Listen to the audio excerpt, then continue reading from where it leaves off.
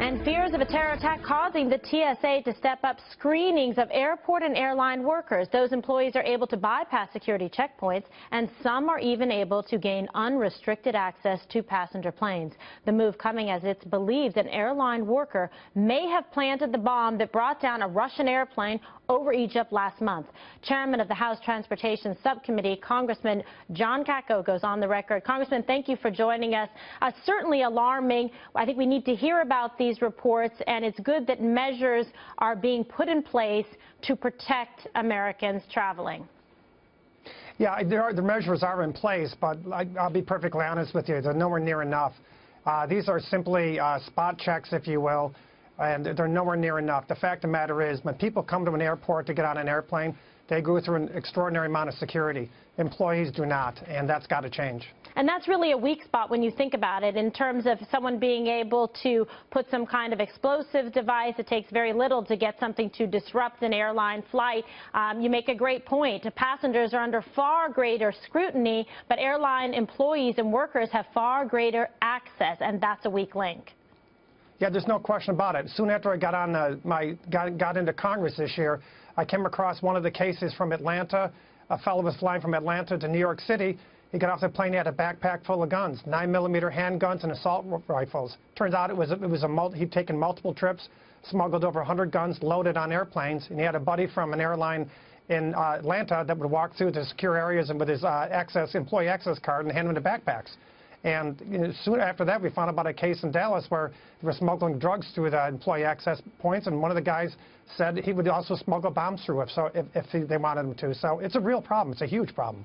It's unbelievable. There's such opportunity to put something on a plane in terms of the cargo and, you know, where they have all the luggage, et cetera. It could be quite easy to do. People with computers or printers, that type of thing.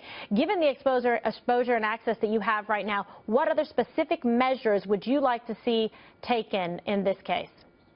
Well, thankfully, we're already acted on in our committee, and we have two bills, H.R. 3102 and H.R. 2750, both of which have passed the House. They've been sitting in the Senate since July, and why they haven't moved, I do not know.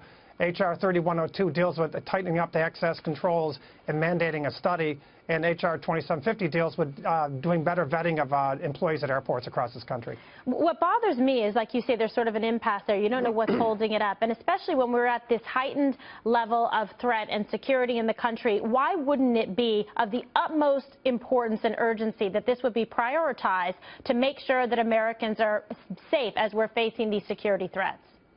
You know, it's a great question, Kimberly, and I've been, haranguing the Senate about it within the staff, and we're trying to get their attention about it.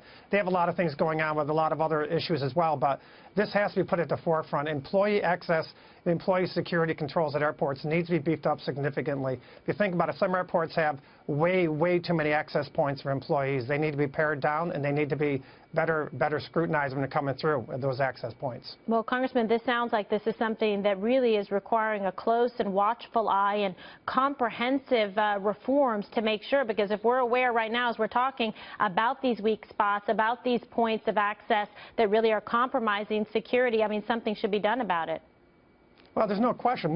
Look at ISIS. ISIS has turned it up a few notches, to say the least, with Paris and with what happened at Sharm el-Sheikh. And, that should be a wake-up call for us, and it needs to be. Those bills that I passed out of the House are right on point, and they can really help us shore up the airport access controls. You're absolutely right. And they've done it before. They've been able to get access and compromise our airplanes, so we should learn the lesson and heed this warning very carefully.